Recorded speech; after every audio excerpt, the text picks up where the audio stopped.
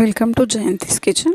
ನಾನಿವತ್ತು ಬನ್ನೇರಘಟ್ಟದಲ್ಲಿರುವ ಸ್ವರ್ಣಮುಖಿ ವೀರಾಂಜನೇಯ ಸ್ವಾಮಿ ದೇವಸ್ಥಾನಕ್ಕೆ ಬೆಟ್ಟಕ್ಕೆ ಹೋಗೋಣ.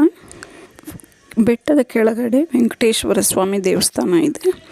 ಇದೇ ರೀತಿ ಬೆಟ್ಟ ಹತ್ಕೊಂಡು ಸ್ವಲ್ಪ ಮೇಲೆ ಹೋದರೆ ನರಸಿಂಹಸ್ವಾಮಿ ದೇವಸ್ಥಾನ ಇದೆ.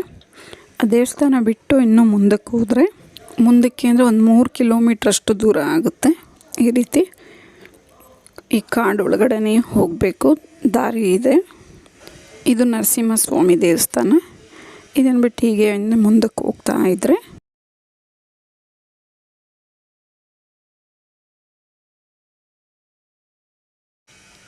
ಹಾಗೆ ಮುಂದಕ್ಕೆ ನಡ್ಕೊಂಡು ಹೋಗ್ತಾ ಇದ್ದರೆ ಮಧ್ಯ ಅರ್ಧ ದಾರಿಗೆ ಆಂಜನೇಯನ ಪಾದ ಇರುವ ಜಾಗ ಇರುತ್ತೆ. ಇಲ್ಲಿ ಇದನ್ನು ನಮಸ್ಕಾರ ಮಾಡಿಕೊಂಡು ಮತ್ತು ಹಾಗೆ ನಡ್ಕೊಂಡೇ ಹೋಗಬೇಕು. ಒಂದು 3 ಕಿಲೋಮೀಟ್ರಷ್ಟು ದೂರನೇ ನಡಿಬೇಕಾಗುತ್ತೆ.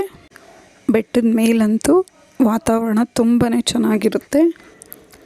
ಈ ದೇವಸ್ಥಾನಕ್ಕೆ ಬರಬೇಕು ಅಂದರೆ ನಾವು ಸಂಡೇ ಸ್ಯಾಟರ್ಡೇನೇ ಹೋಗಬೇಕು. ಯಾಕಂದರೆ ಆ ಟೈಮಲ್ಲಿ ಜನ ತುಂಬಾ ಓಡಾಡ್ತಾ ಇರ್ತಾರೆ. ಬೇರೆ ಟೈಮಲ್ಲಿ ಜನಸಂಖ್ಯೆ ಕಡಿಮೆ ಇರ್ತಾರೆ. ಯಾಕಂದರೆ ಇದು ಕಾಡು ಮಧ್ಯೆ ಇರೋದ್ರಿಂದ ನಾವು ಹುಷಾರಾಗಿ ಹೋಗಬೇಕಾಗುತ್ತೆ. ಈಗ ಹಾಗೆ ಮುಂದಕ್ಕೆ ಹೋದರೆ ಸ್ವರ್ಣಮುಖಿ ವೀರಾಂಜನೇಯ ಸ್ವಾಮಿ ದೇವಸ್ಥಾನ ಹತ್ತಿರ ಬರುತ್ತೆ. ಅಲ್ಲೇ ಒಂದು ಈಶ್ವರನ ಗುಡಿ ಇದೆ, ಅಂಬಾಭವಾನಿ ದೇವಸ್ಥಾನ. ಇದು ವೀರಾಂಜನೇಯ ಸ್ವಾಮಿಯ ಕಲ್ಯಾಣಿ. ಇದು ಈ ಕಲ್ಯಾಣಿಯಲ್ಲಿ ಸ್ನಾನ ಮಾಡೋದ್ರಿಂದ ಯಾವುದೇ ರೀತಿ ಚರ್ಮದ ಸಮಸ್ಯೆಗಳಿದ್ದರೂ ತೊಂದರೆಗಳಿದ್ದರೂ ಬೇಗ ವಾಸಿಯಾಗುತ್ತಂತೆ. ಕಾರ್ಯಸಿದ್ಧಿ ವೀರಾಂಜನೇಯ ಸ್ವಾಮಿ ಅಂತೂ ತುಂಬ ಶಕ್ತಿಯುತವಾದ ದೇವರಂತೆ. ಭಕ್ತರ ಕೋರಿಕೆಗಳನ್ನು ಬೇಗನೆ ಈಡೇರಿಸ್ತಾರಂತೆ.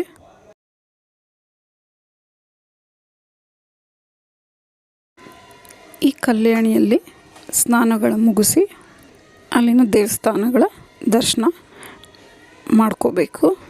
ದರ್ಶನ ಎಲ್ಲ ಮುಗ್ದಾದ್ಮೇಲೆ ಹಾಗೆ ನಾವು ರಿವರ್ಸ್ ವಾಪಸ್ ಬರುವಾಗ ಇಲ್ಲಿ 7 ಸುತ್ತಿನ ಕೋಟೆ ಅಂತ ಕಲ್ಲುಗಳಿಂದ ಈ ರೀತಿ ಕಲ್ಲುಗಳನ್ನು ಜೋಡಿಸಿ ಅವರು ಕೋರಿಕೆಗಳನ್ನು ಈಡೇರಿಸ್ಕೋತಾರೆ.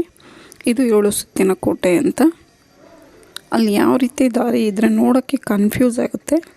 ಆದರೆ ಆ ದಾರಿ ಹೋದಂಗೆಲ್ಲ ಹೋದರೆ ನಾವು ಮೇಯ್ನ್ ದಾರಿಗೆ ಬಂದು ಸೇರ್ತೀವಿ. ನಿಮಗೆ ಈ ವಿಡಿಯೋ ಇಷ್ಟ ಆದಲ್ಲಿ ಲೈಕ್, ಶೇರ್ ಆ್ಯಂಡ್ ಸಬ್ಸ್ಕ್ರೈಬ್ ಮಾಡಿ. ನಿಮ್ಮ ಅನಿಸಿಕೆ ಅಭಿಪ್ರಾಯವನ್ನು ಕಮೆಂಟ್ಸ್ ಮೂಲಕ ತಿಳಿಸಿ. Thank you for watching.